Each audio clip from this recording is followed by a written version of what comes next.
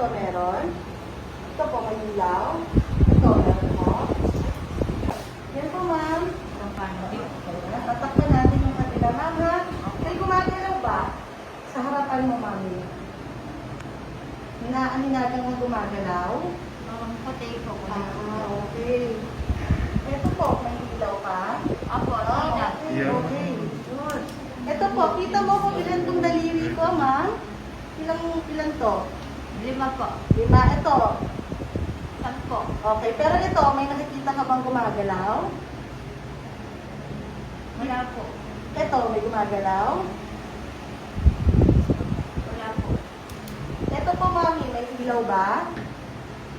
Wala po. Ito, may ilaw? Meron. Okay. Light perception.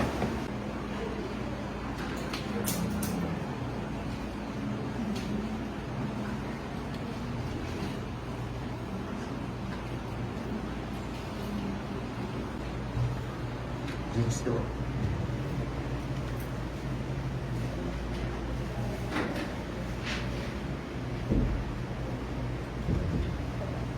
Yung initial na ginawa natin sa kanya, no, we check the VA. First history, of course, no? In-interview natin yung pasyente, chinek natin yung vision, no? Tapos chinek natin siya sa slit lamp. Yun yung ginagamit namin to see the patient's eye, no? For the vision, yung left eye niya, wala na talaga, non-functional na siya, tapos ptosis na siya, meaning para siyang nag-shrink na, no? Yung right eye naman, as of now, may cataract siya, yung right eye. Although, light perception siya, nakakakita siya ng ilaw, konting-konting hand movement, I cannot really, conclude na talagang may hand movement pa siya, but yes, meron pa siyang light, no? As you can see kanina dun sa examination natin. So may pag-asa pang makakita? As of now, kasi we can't really say, no? We cannot conclude on anything. So, sa ngayon, ang gusto lang natin is to remove the cataract first, no?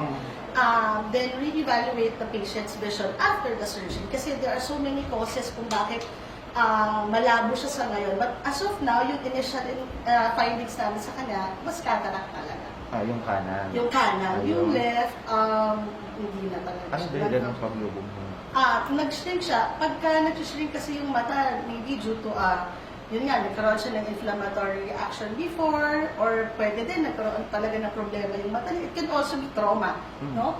But yun nga, nag-shrink na lang siya kasi hindi na siya gumagana, or pwede rin, nagkaroon talaga siya ng ibang sakit before, or of course, wala namang surgery yung pasyente. So, most likely na nag-shrink na siya, non-functional na, hindi na rin siya gumagana. So, bulag na talaga yung left. Kasi ang sinasabi ni nanay, ikakasuntok. Kaya lumulog, pwede yun.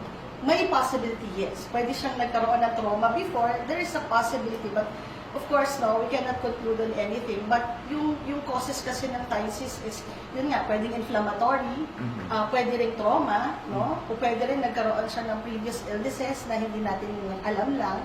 So ngayon, ipapalabs lang natin siya muna, tapos we will facilitate the surgery for the right eye, tapos re-evaluate again the vision. So, yes, kung makakakita. Hopefully, hoping tayo na masasave natin yung vision niya on her right eye.